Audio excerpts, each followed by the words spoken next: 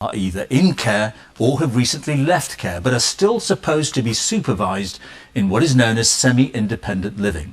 The BBC has discovered a catalogue of alleged safeguarding failures which have left teenagers in Essex and London open to trafficking and sexual abuse. This report from our special correspondent Ed Thomas and producer Noel Titheridge has content that some of you may find upsetting. Inside the unregulated homes failing to protect our most vulnerable children. It was a literal hellhole. Living here was a punishment. Tonight, we hear stories of abuse, exploitation and despair. How many times did you attempt to take your life? I think about 3 times. That is actually disgusting. No one should ever lay their hand on someone like that. How do you sum up your experience inside Centurion Care? Appalling. Where's the next home? A year ago, we were told vulnerable children were being badly failed by authorities across England and Wales. It's about halfway down, isn't it? Increasingly, teenagers aged 16 and over, and often in care, This one here. are being placed in homes where checks are only made by councils and not a regulator. This is where she lived. We obtained this confidential briefing sent around councils with claims of serious safeguarding failings in homes run by a company called Centurion Care. We set out to find the young people affected. It was horrendous. Drug taking, motorbikes being stolen. We've learned police were conducting surveillance on this home for young people caught up with criminal gangs, I saw them dealing drugs over the back wall. while other vulnerable people lived inside. I used to live on this top floor. Carla spent years in foster homes before being sent to Centurion Care. So my self-harm would be quite severe. There was a situation where it'd been really bad and I'd lost a lot of blood. And I went down to the member of staff and I was like, you need to take me to the hospital. And they were like, no, I can't leave the boys unattended. Refusing to take you to hospital. Yeah, he was like, oh, you should just go walk to the shop. She says she was taken to a pharmacy an hour later. Just a house where people profit from young, vulnerable children.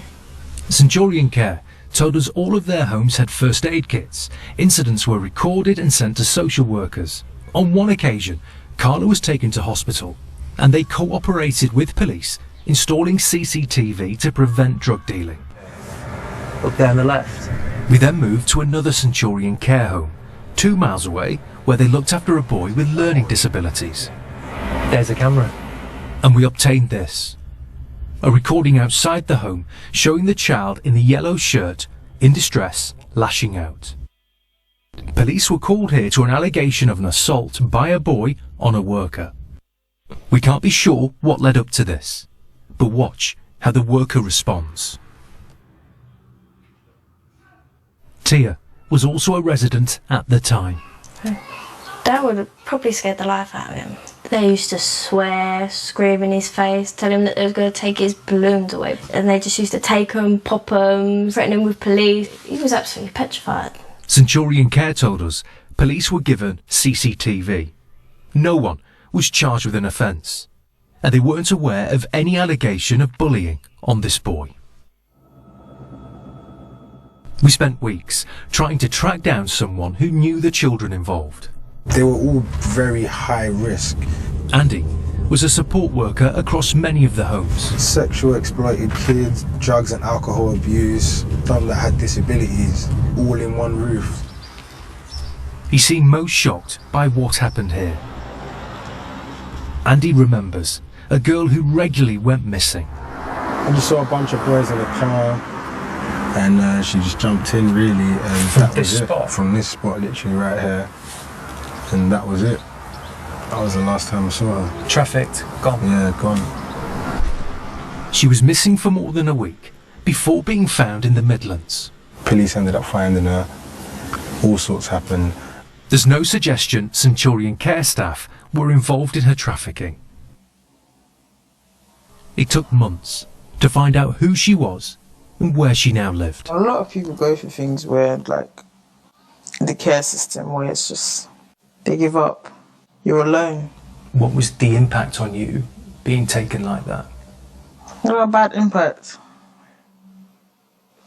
It was the worst. Yeah. No one deserves that. Like many children in care, she was placed in a home outside of a local authority. I didn't have no friends or anything. I was always just running away, trying to get away from the home. Trying to get away from the environment, the staff, them. She says she was also sexually abused by a young person in the home. Did the staff members phone the police? No. Did the staff members remove the boys from the home who had been hurting you? They just told me that me and the guy were in a relationship. They told me that that's what I wanted. Centurion Care told us all staff had safeguarding training. Missing person procedures were followed, and they had no record of a sexual assault allegation. What were you hoping it would be? Just like a fresh start. The homes were closed in 2017 and the company dissolved when an investigation was launched over organised and complex abuse facing children in the homes. We've learned it's just one of 14 such investigations facing vulnerable teenagers in England and Wales in unregulated homes. Everyone that was involved and whoever did what they did, someone needs to pay a price for the pain. That report from Ed Thomas. Tomorrow night we hear about children exposed to drugs and weapons within unregulated homes and ask what needs to change to safeguard vulnerable teenagers.